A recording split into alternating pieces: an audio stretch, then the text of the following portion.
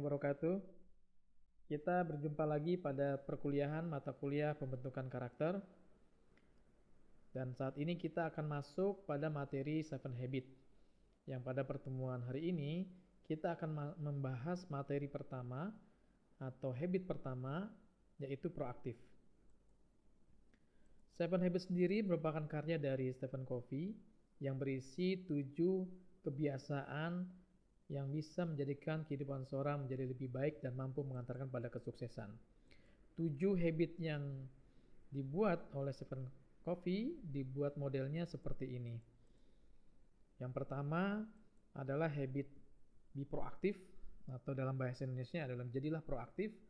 Lalu yang kedua, habit mulai dengan akhir dalam pikiran kita. Dan yang ketiga, habit dahulukan yang utama.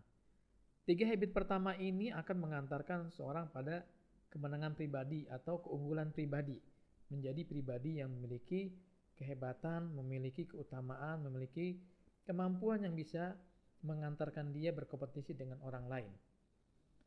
Namun, keunggulan yang didapatkan dari 3 habit ini akan menyebabkan seorang berada pada wilayah pribadi yang pada gilirannya ketika dia berinteraksi dengan orang lain, mungkin saja akhirnya menyebabkan dia masih memerlukan orang lain adanya ketergantungan. Maka 3 habit pertama ini akan mengantarkan seorang pada titik kemandirian, yang dari kemandirian itu ia mampu berinteraksi atau bekerja sama dengan orang lain.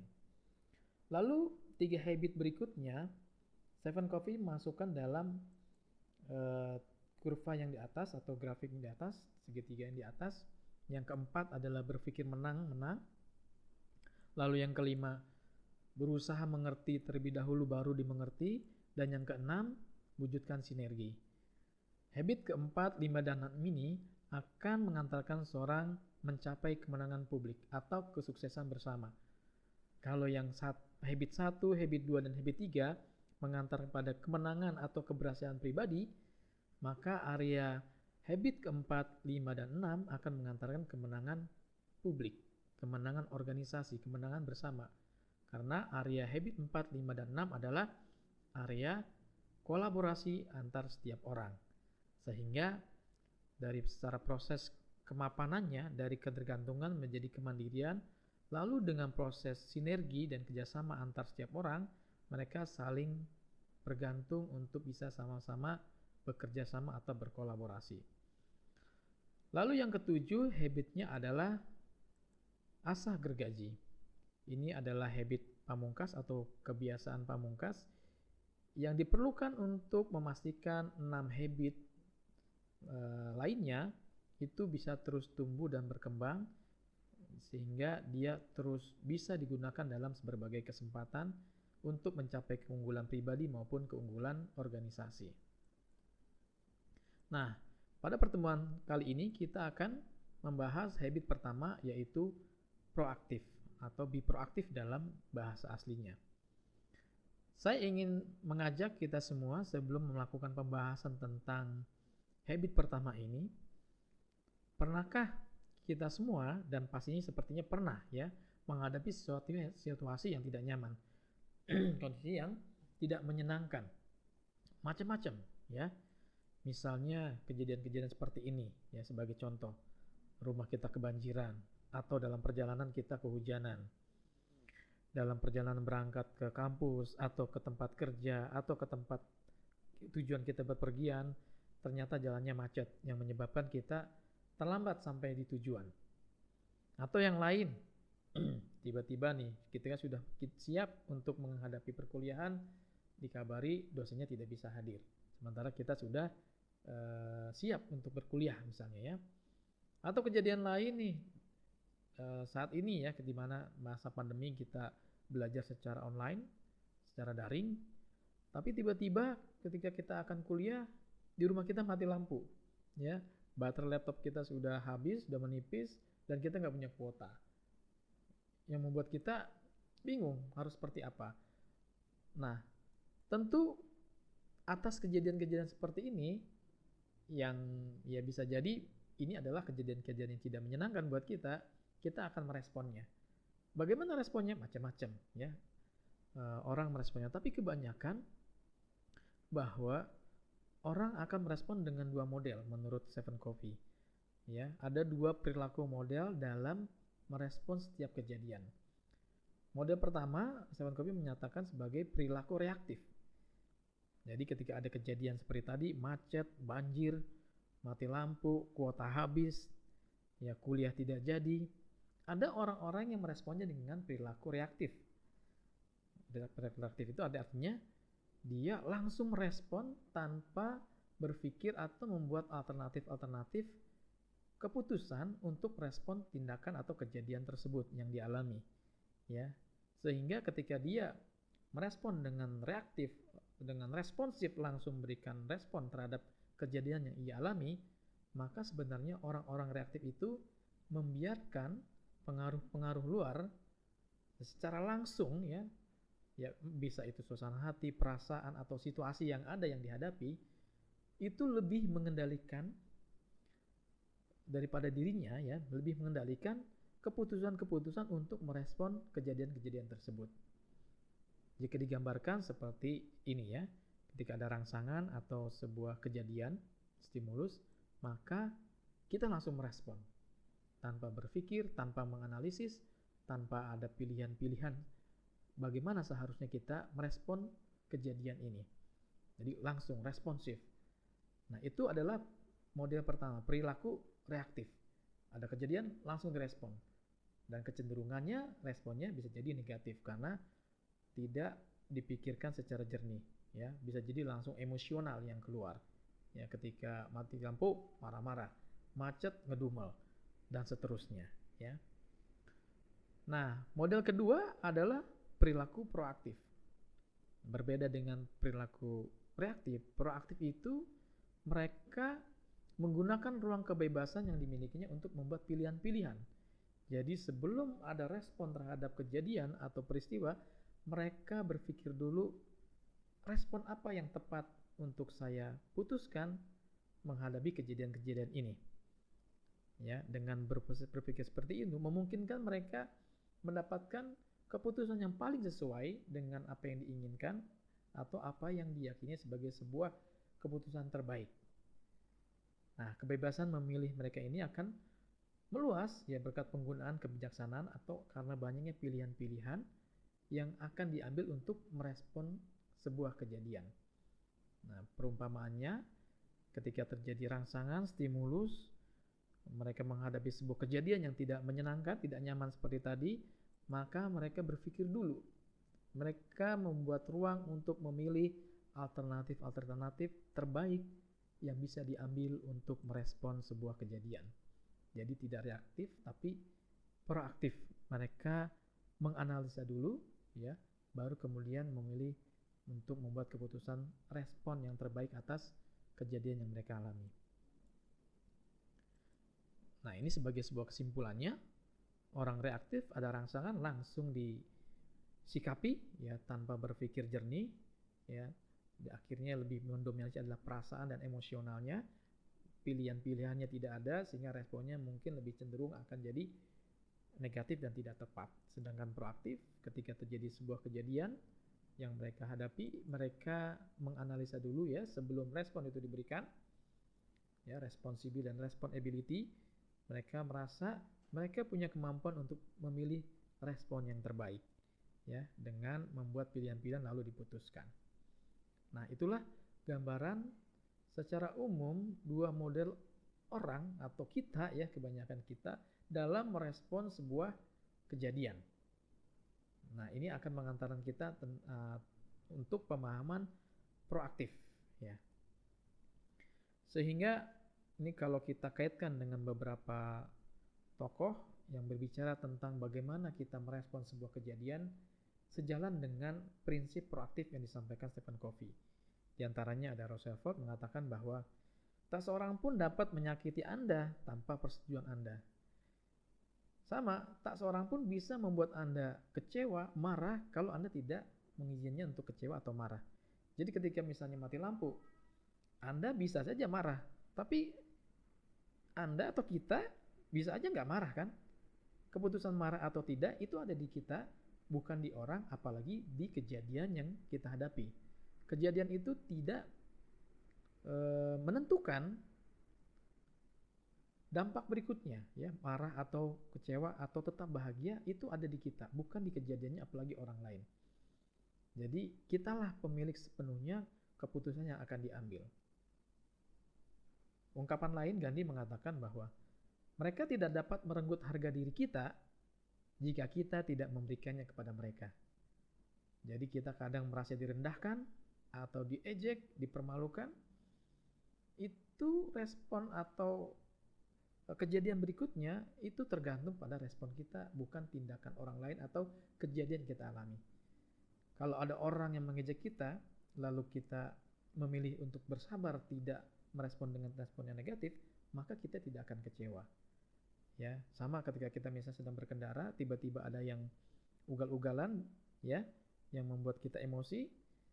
Nah, marah atau tidaknya kembali kepada kita. Kalau kita kemudian menganggap itu sebagai sebuah yang tidak penting, yang akan menguras energi dan emosi kita, kenapa kita harus membuat respon yang negatif yang itu merugikan kita?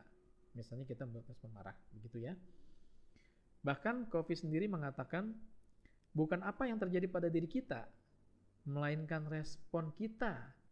Sekali lagi ya, melainkan respon kita terhadap apa yang terjadi pada diri kita lah yang menyakiti kita. Yang membuat kita kecewa itu bukan kejadiannya atau orang lain, tapi respon kita terhadap kejadian itu, terhadap orang itulah yang membuat kita sakit hati. Jadi sepenuhnya sebenarnya sakit hati atau tidak itu tergantung kita. Nah, ini prinsip dasar proaktif yang dibuat oleh Covey. Kalau kita lihat juga salah satu ungkapan dari Ibnu Taimiyah mengatakan sejalan dengan ini, apakah yang diperbuat musuh padaku? Bagiku taman surga selalu ada dalam dadaku. Kemanapun ku pergi, ia selalu bersamaku, dan tiada pernah tinggalkan aku. Bagiku penjara adalah tempatku berkholwat, kematian bagiku adalah mati syahid, terusirku dari negeriku adalah rihlah bagiku. Jadi tidak ada kejadian yang buruk yang bisa membuat diri kita buruk kalau menurut Ibnu Taimiyah. Karena segala sesuatunya kita yang menentukan, bukan kejadian atau orang lain yang berbuat sesuatu pada kita. Respon kita lah yang membuat sesuatu itu menjadi sakit hati, mengecewakan atau tidak, atau menjadi sesuatu yang menyenangkan, sesuatu yang membuat kita bisa bersabar misalnya ya. Dan ini konsep yang sangat mulia sekali dalam Islam, bahwa Allah sudah mengajarkan kita atas segala sesuatu yang kita alami, kita diperintahkan dua hal. Apapun itu kejadiannya. Ya, ketika Allah berikan kita anugerah, kenikmatan, Allah katakan, maka bersyukurlah. Dan kesyukuran itu adalah jalan untuk memberikan kebahagiaan. Ya, nggak ada kan orang bersyukur lalu jadi kecewa atau sedih. Bersyukur. Ya kan? Nah, pada kondisi yang lain ketika Allah berikan kita ujian, cobaan, kesulitan, Allah berikan juga obatnya, yaitu bersabar. Dan kesabaran itu membawa kebahagiaan juga, bukan marah gitu ya. Jadi alhamdulillah di Islam sudah ada solusinya, bahkan sangat spesifik sekali. Untuk semua kejadian, insya Allah itu adalah ada obat kebaikannya buat kita. Ketika dapat nikmat kita bersyukur, ketika dapat ujian, cobaan, kita bersabar, dan semuanya kebaikan. Tapi kalau kita reaktif, ya, pilihan bersyukur dan bersabar tadi itu juga didorong oleh sikap yang reaktif. Ada orang yang ketika dapat nikmat kufur, tidak bersyukur. Nah, itu responsif ya, dapat rezeki langsung hambur-hambur, hura-hura. Ya, itu sikap reaktif, maka itu akan memberikan keburukan pada dirinya. Sebaliknya ketika seorang yang mendapat musibah, bisa saja dia merespon bukan dengan kesabaran, dengan kemarahan, dengan amarah. Dan itu akan jadi keburukan bagi dirinya sendiri. Tapi bagi orang yang proaktif, ketika dia mendapatkan ujian, cobaan, kesulitan, dia berpikir untuk pilihan-pilihan atau alternatif keputusan yang tepat mengatasi kesulitan yang dihadapi, yaitu dengan kesabaran. Maka kita juga bisa saksikan dalam Quran surat Yunus ayat 44, Allah mengatakan, Innallaha la yuzlimun nasa syai'a walakinnan nasa anfusahum yazlimun. Sesungguhnya Allah tidak berbuat zalim kepada manusia sedikit pun. Akan tetapi manusia itulah yang berbuat zalim kepada mereka, kepada diri mereka sendiri. Jadi sangat sejalan gitu ya. Jadi Islam sudah jauh sebelum ada konsep proaktifnya Covey ya dengan Seven Habits-nya sudah mengajarkan bahwa manusialah yang menentukan perasaan hatinya. Kejadian apapun yang akan menimpanya, kondisi atau perasaan setelah kejadian itu ditentukan oleh respon atau sikap manusia terhadap sikap dia ya terhadap kejadian tersebut. Apakah bersyukur atau bersabar? Ya, jadi bukan kejadiannya, bukan orang, bahkan dikatakan dalam surat Yunus ini bukan Allah. Allah tidak pernah berbuat zalim. Tapi kalau Allah berikan ujian lalu orangnya marah, ya hamba ini marah, maka dia menzalimi diri sendiri. Ya, dia berbuat sikap reaktif, maka kerugiannya, kerusakannya dia tanggung sendiri atau menimpa pada dirinya sendiri. Dan sejalan juga maka di dalam surat yang lain, surat Ar-Ra'd, ya Allah mengatakan bahwa Allah tidak akan mengubah nasib suatu kaum sampai kaum itu dengan sendirinya mengubah nasib dirinya. Artinya itu kembali pada diri kita. Ya. Nah, untuk menguatkan ini, Stephen Covey membuat prinsip 10-90, di mana Covey mengatakan bahwa kejadian yang menimpa setiap kejadian yang menimpa diri kita itu hanya mempengaruhi hidup kita 10%. 90%-nya kehidupan kita ditentukan oleh respon kita dalam menghadapi setiap kejadian.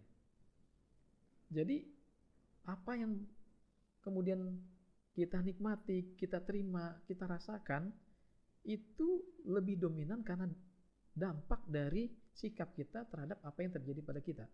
Bukan dari kejadian ya, bukan dampak dari kejadian yang menimpa kita, bukan. Covey mengatakan kejadian yang menimpa kita itu dampaknya 10%. Tapi 90%-nya dampak itu terjadi atas sikap kita atau respon kita terhadap kejadian yang kita hadapi. Ya, sebagai ilustrasi Covey membuat sebuah kisah dalam konteks prinsip 10-90 ini. Seorang eksekutif muda yang pada pagi hari sebelum berangkat kerja dia sarapan bersama keluarganya ya, bersama istri dan anaknya. Lalu tanpa sengaja anaknya menyenggol cangkir kopi dan tumpah mengenai kemeja yang sudah siap ia gunakan untuk berangkat kerja. Ya, kopinya tumpah, kena kemeja kotor. Respon dia gimana ketika menghadapi itu? Dalam sebuah cerita ilustrasinya Covey, orang itu marah. Si eksekutif muda ini marah, dia marah-marahnya anaknya, ya karena kopi itu telah mengotori pakaiannya, yang dalam pikirannya ini membuat dia harus ganti baju lagi. Dia juga ketumpahan air panas. Dia marah semarah-marahnya sehingga menyebabkan anaknya menangis. Tidak selesai sampai di situ, ya. Ketika udah marah seperti itu, lalu dia marahi juga istrinya. Dia salahkan istrinya karena dianggap meletakkan cangkir di posisi atau di tempat yang tidak aman. Nah, inilah dampak ketika kita berperilaku reaktif. Marahnya bisa kemana-mana, semua orang bisa menjadi salah. Akhirnya benar yang terjadi, anaknya menangis, padahal pada pagi hari itu anaknya sudah siap untuk berangkat sekolah. Tak lama jemputan sekolahnya datang, tapi anak ini karena menangis dia tidak mau berangkat dan tidak mau sekolah. Istrinya kena marah, tidak terima, marah, akhirnya terjadi keributan dengan istrinya. Suasananya makin runyam. Ya, lalu si eksekutif muda ini berganti pakaian, bergegas dia mengantarkan anaknya untuk ke sekolah. Karena menurut dia anaknya harus tetap ke sekolah. Karena buru-buru, suasana hati sedang emosi, melanggar lalu lintas di tengah jalan, ditilang polisi. Berurusan dengan polisi, makan waktu lagi, sehingga ia terlambat sampai ke sekolah anaknya, ya, maksudnya anaknya terlambat sekolah, dan ia pun terlambat sampai ke kantornya. Dan apa lagi menurut Covey, sampai di kantor, ada dokumen yang ketinggalan. Ya karena buru-buru, situasi hati tidak nyaman, dia jadi tidak cermat. Nah, itulah dampak kalau mengambil sikap reaktif. Ya, akhirnya akan memberikan kerugian-kerugian yang banyak yang itu akan dirasakan langsung oleh dirinya sendiri. Orang yang reaktif membiarkan suasana perasaan, kondisi kejadian mendominasi dia untuk mengambil keputusan. Sementara kalau dia memilih sikap proaktif, maka dia akan berpikir dulu atas kejadian tersebut, pilihan-pilihan alternatif apa yang terbaik bisa diambil sehingga kondisi itu bisa ditaklukkan dan tidak memberikan kerugian yang banyak buat dirinya. Cukuplah kerugian itu hanya kopi yang tumpah, tidak dibiarkan kerugiannya menjadi besar.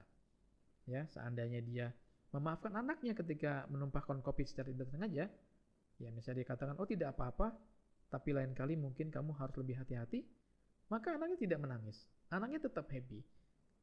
Jemputan sekolahnya datang, dia tetap berangkat, dia berangkat dengan perasaan senang. Setelah itu dia nggak perlu bertengkar dengan istrinya, perasaan hatinya pun dia tidak terganggu dan tidak emosi, sehingga dia bisa mempersiapkan dokumen-dokumen kerjanya dengan lebih baik dan tidak terjadi sesuatu yang merugikan lagi selain dari tumpahnya kopi. Nah, itu sebuah gambaran prinsip 10-90, bahwa kejadian-kejadian yang kita alami itu sebenarnya hanya 10% mempengaruhi atau berdampak pada kehidupan kita. Tapi sikap kita atau respon kita terhadap kejadian itu berdampak 90% terhadap kehidupan kita, sebagaimana kisah tadi. Oleh karena itu, sekali lagi, atas setiap kejadian kita hadapi, kita punya ruang untuk merespon dengan respon yang terbaik, yang itu bermanfaat atau memberikan dampak terbaik juga buat diri kita. Dan manusia bisa melakukan itu. Ya, bagaimana kita bisa memberikan respon sesuai dengan yang kita inginkan atau respon yang terbaik yang memberikan hasil yang terbaik pula. Dan Allah Subhanahu wa taala sudah menganugerahkan itu. Sebagaimana surat yang saya tadi bacakan, bahwa Allah tidak akan mengubah nasib suatu kaum sehingga kaum itu sendiri mengubahnya. Atau surat Yunus 44 tadi mengatakan Allah tidak berbuat zalim, tapi manusia sendirilah yang berbuat zalim terhadap dirinya sendiri. Ya, Allah anugerahkan kita 4 karunia, ya, 4 anugerah manusiawi yang itu menjadi modal bagi setiap kita untuk bebas merespon setiap kejadian dengan respon yang terbaik. Ya, jadi manusia proaktif itu memanfaatkan 4 jenis anugerah manusiawi ini. Yang pertama, anugerah kesadaran diri. Yakinlah ketika kita menahan diri dan berupaya untuk sadar diri dalam arti ngeh terhadap setiap kejadian, maka dampak buruk bisa kita hindari dan sebaliknya kita bisa mendapatkan dampak terbaik. Bagaimana caranya supaya kesadaran diri? Dan kita bisa merasakan, yaitu setiap kejadian kita coba gunakan pikiran kita, ya, suasana hati kita dan tindakan kita dengan sebaik-baiknya. Dipikirkan, dicermati tanpa harus emosi, ya, sehingga pikirannya akan menghasilkan alternatif terbaik, suasana hatinya juga terbaik dan perilakunya akan terbaik. Dan itu adalah sebuah tindakan atau respon yang lahir atas kesadaran diri, atas mawas diri. Jadi nggak ikutin apa kata emosi kita, perasaan kita, tapi kita benar-benar cermati dengan penuh kesadaran. Lalu yang kedua, hati nurani. Ya, dalam artian dalam setiap respon kita atas semua kejadian, kita bisa mencermati mana tindakan yang benar, tindakan yang terbaik, mana yang tidak benar atau salah atau buruk dampaknya. Nah, apalagi kalau dikaitkan dengan kualitas diri kita, dengan integritas kita, dengan nilai-nilai yang kita pegang, bahwa misalnya kita sebaiknya tidak menjadi orang yang emosional, tidak pemarah, maka hati nurani juga akan menjadi modal bagi setiap orang proaktif untuk membuat respon yang terbaik. Yang ketiga, imajinasi. Dalam artian kita bisa membayangkan hal-hal yang akan terjadi atas setiap respon kita atas kejadian kita hadapi. Ya, kopi tumpah, kita berpikir respon saya marah, apa yang akan terjadi? Ya, itu kalau proaktif dipikirkan dulu. Tapi kalau reaktif dia tidak memikirkan itu, dia tidak menggunakan imajinasinya, dia hanya ikuti kata hatinya yang sedang marah gitu ya. Akhirnya dampaknya negatif yang dia hadapi ya, yang dia terima. Lalu yang keempat adalah kehendak bebas, bahwa setiap manusia diberikan kebebasan untuk bersikap. Mau marah atau bersabar itu kembali kepada kita. Kita tidak dipaksa atau dalam keadaan tidak bisa memilih. Misal ketika ketumpahan kopi, kita dalam kondisi yang tidak bisa memilih harus marah, tidak. Kita bisa untuk bersabar dan memaafkan. Jadi kehendak bebas bertindak mandiri lepas dari kondisi-kondisi luar bahkan orang lain, itu sangat mungkin kita lakukan. Sehingga Covey membuat kesimpulan bahwa kita bukanlah perasaan kita. Kita juga bukanlah suasananya kita, dan kita bahkan bukan pikiran kita. Kemampuan untuk berpikir tentang cara berpikir adalah tanda adanya kesadaran diri. Artinya kita itu bukan secara parsial tentang perasaan, tentang suasana hati, atau juga hanya pikiran, tapi cara berpikir tentang, atau kemampuan berpikir tentang cara berpikir atas kejadian yang sedang kita hadapi, maka itu menunjukkan kesadaran diri kita. Nah, dalam hal ini untuk menunjukkan atau bagaimana seorang bisa menjadi orang yang proaktif, Covey memberikan salah satu konsep tentang berfokus pada lingkaran pengaruh. Artinya dalam setiap kehidupan ini kita berada pada dua lingkaran, yaitu lingkaran kepedulian dan lingkaran pengaruh. Lingkaran kepedulian itu adalah hal-hal yang menjadi concern kita, hal-hal yang menjadi perhatian kita. Misalnya kita perhatian pada soal perkuliahan, bahwa saya harus hadir kuliah. Tapi di luar wilayah atau lingkaran kepedulian, lingkaran perhatian kita juga berada pada wilayah atau lingkaran pengaruh, yaitu lingkaran yang bisa kita kendalikan, yang bisa kita lakukan tanpa harus tergantung dengan lingkungan atau orang lain. Kita sendiri yang menentukan. Nah, itu perbedaannya lingkaran pengaruh dengan lingkaran kepedulian. Nah, dalam konteks kejadian misalnya lingkaran kepedulian itu tadi soal bahwa saya peduli, saya punya perhatian, punya concern soal kuliah yang harus saya harus ikuti, harus saya hadiri. Tapi kita juga harus sadar bahwa kita punya lingkaran pengaruh. Bagaimana respon kita terhadap kejadian yang bisa jadi berpengaruh terhadap hadir atau tidaknya kita di perkuliahan. Misalnya kejadian tadi contoh di awal saya contohkan kejadian tidak nyaman. Kita mau kuliah, mati lampu. Laptop udah baterainya 5%, entar lagi mati. Maka hadir kuliah itu penting menjadi pedulian kita. Respon terhadap kejadian mati lampu itu adalah lingkaran pengaruh kita. Kita nggak bisa mengubah atau berbuat banyak terhadap lingkaran kepedulian. Bahwa itu sudah menjadi pemberian, sudah anugerah Tuhan bahwa atau sudah ketentuan dari perkuliahan, dari universitas dari kampus bahwa kita harus hadir. Kita nggak bisa merubah itu. Tapi ketika terjadi kondisi yang membuat kita tidak hadir, memungkinkan tidak hadir, maka kita harus bertindak di area lingkaran pengaruh kita. Nah, Covey menggambarkan seperti ini, bahwa orang yang proaktif dia berfokus pada lingkaran pengaruh. Sementara orang reaktif berfokus pada lingkaran kepedulian. Nah, sehingga orang reaktif akan lebih banyak berkuar-kuar soal ini peduli, ini wajib, saya harus wajib, saya nggak bisa kuliah. Akhirnya banyak ngedumel. Dia fokusnya pada masalah. Mati lampu menjadi concernnya, yang dia pikirkan soal mati lampunya. Sementara kalau orang proaktif berpikir tentang apa yang saya bisa lakukan kalau mati lampu ini untuk mengatasi masalah ini. Sehingga orang yang proaktif itu dia akan mampu mengatasi persoalan atau lingkaran kepedulian. Jadi lingkaran pengaruhnya akan membesar, akhirnya bisa menaklukkan persoalan.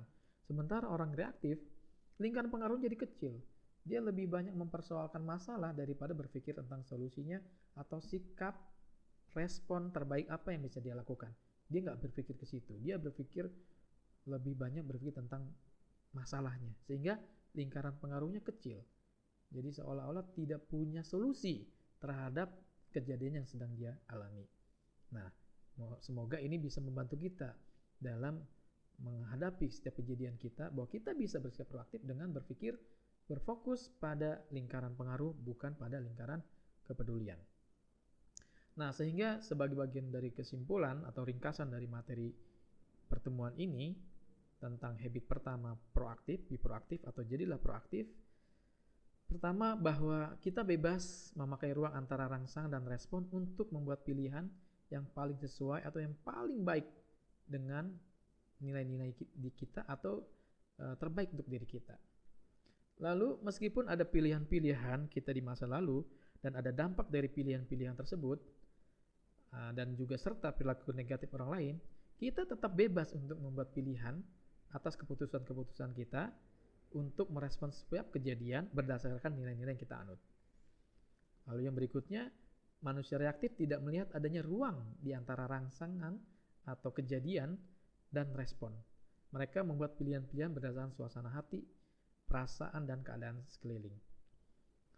Yang berikutnya, manusia reaktif akhirnya berdalih bahwa sikap dan perilaku mereka disebabkan oleh hal-hal di luar kendali mereka. Bahwa segala sesuatu jadi masalah gara-gara kejadian, ya, gara-gara orang lain. Ya, mereka merespon terhadap rangsangan, seringkali mengaitkan perilakunya dengan determinan yang bersifat genetik, psikis, dan lingkungan. Jadi menyalahkan keadaan. Justru di sini terlihat kualitas orang reaktif bahwa mereka tidak menggunakan kemampuannya untuk mengatasi keadaan. Yang selanjutnya, dengan bekerja secara proaktif di dalamnya, ya, dalam setiap aktivitas kita, lingkaran pengaruh kita akan meluas dan cakup lebih banyak yang bisa kita kerjakan, sehingga lingkaran kepedulian kita bisa kita kendalikan atau permasalahan bisa kita atasi. Ya, yang berikutnya, dengan bekerja reaktif di dalam lingkaran kepedulian kita, lingkaran pengaruh, ya, sebaliknya menjadi terkikis. Kita kehilangan solusi-solusi, kita kehilangan alternatif-alternatif terbaik untuk bisa mengatasi persoalan. Yang berikutnya, hubungan dengan orang lain dibangun dengan tindakan, yaitu dengan cinta, kerja, ya, kolaborasi, dan seterusnya, sebelum dengan emosi, ya, dengan cinta dan perasaan. Yang berikutnya, kita dapat memilih untuk menukar perilaku negatif dengan positif, bahwa kita punya kemampuan dianugerahkan oleh Allah untuk bebas memilih sikap atau respon yang kita inginkan, ya, sehingga kita bisa menukar perilaku negatif dengan perilaku positif ketimbang menularkan perilaku negatif pada orang lain. Nah, kadang ada orang yang akhirnya tidak solutif, tidak menyelesaikan masalah, tapi malah provokatif, ngajakin orang untuk ramai-ramai, ya, mempersoalkan persoalan, bukan berpikir tentang solusinya. Lalu unsur determinasi mempengaruhi kita, tetapi tidak menentukan. Artinya memang kadang-kadang situasi tekanan bisa mempengaruhi kita, tapi itu bukan menentukan. Tetap kembali kepada keputusan kita lah yang menentukan. Ya, anugerah manusia yang unik memungkinkan kita menentukan hidup kita sendiri, karena Allah Subhanahu wa taala sudah memberikan 4 anugerah manusiawi yang memungkinkan kita merespon dengan respon terbaik yang bisa kita lakukan. Bahasa reaktif berfokus pada lingkaran kepedulian atau pada keadaan. Bahasa proaktif berfokus pada lingkaran pengaruh atau pada solusi-solusi yang bisa dilakukan. Lalu yang terakhir, kita dapat memilih mempengaruhi orang lain secara positif melalui tindakan-tindakan dan teladan kita. Demikianlah materi pertemuan kali ini, membahas tentang be proaktif atau kebiasaan pertama, jadilah proaktif.